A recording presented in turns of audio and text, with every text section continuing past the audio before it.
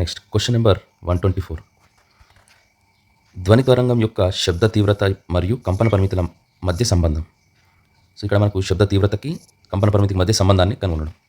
So ఇక్కడ ఆప్షన్స్లో ఏమేమి ఇచ్చినట్టే ఇవి ఒకదానికొకటి విలోమానుపాతంలో ఉంటాయా, అనులోమానుపాతంలో ఉంటుందా, అసలు ఆధారపడదా, లేదా కంపన పరిమితి యొక్క వర్గానికి విలోమపాతంలో ఉంటుందా అని ఆప్షన్స్ ఇవ్వడం జరిగింది.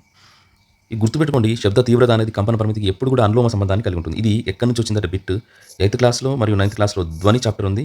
8th క్లాస్లో కనుక చూస్తే ఒక ఎక్స్పెరిమెంట్కి సంబంధించింది. చూడండి, ధ్వని తీవ్రతకు ధ్వని ఉత్పత్తి చేసిన వస్తువు కంపనాల మధ్య సంబంధాన్ని తెలుసుకుంటా. సో దీన్ని బేస్ చేసుకుని క్వశ్చన్ ఫ్రేమ్ చేయడం జరిగింది. ఇవి రెండు కూడా ఎప్పుడు అనులోమ సంబంధాన్ని కలిగి ఉంటాయి. ఎప్పుడు కంపన పరిమితి అంటే ఏంటిది? గరిష్ట స్థానభ్రంశాన్ని మనం ఏమంటాం? కంపన పరిమితి అని అంటాం. సో గరిష్ట స్థానభ్రంశం. కాబట్టి ఈ గరిష్ట స్థానభ్రంశం చెందిందంటే తీవ్రత ఆటోమేటిక్గా ఏమవుతుంది? ఎక్కువ అవుతుంది. సో ఇది ఒకదానికొకటి ఏ సంబంధాన్ని కలిగి ఉంటాయి? ఇది పెరిగింది అని అంటే ఇది కూడా పెరుగుతుంది అని అంటే ఇవి రెండు కూడా అనులోమ సంబంధాన్ని కలిగి ఉంటాయి. విలోమ సంబంధాన్ని కలిగి ఉంటే ఒకదానికొకటి తగ్గాలి, కానీ అలా జరగదు. సో శబ్ద తీవ్రత కంపన పరిమితికి ఎప్పుడు కూడా అనులోమ సంబంధాన్ని కలిగి ఉంటుంది. అది అనులోమానుపాతంలో ఉంటుంది. సో ఇది ఇందులో మనకు కంపన పరిమితితో వివరిస్తాం. శబ్ద తీవ్రతను సాధారణంగా ధ్వని యొక్క కంపన పరిమితితో వివరిస్తాము. శబ్ద తరంగాల కంపన పరిమితి అనేది కంపించే వస్తువుపై ప్రయోగించిన బలంపై ఆధారపడి ఉంటుందని మనకు 9th క్లాస్ ధ్వని చాప్టర్లో ఈ రకంగా కవర్ చేయడం జరిగింది. సో ఏదేమైనప్పుడు కూడా ఇవి రెండు అనులోమ సంబంధాన్ని కలిగి ఉంటాయి. So option 2 is the right answer.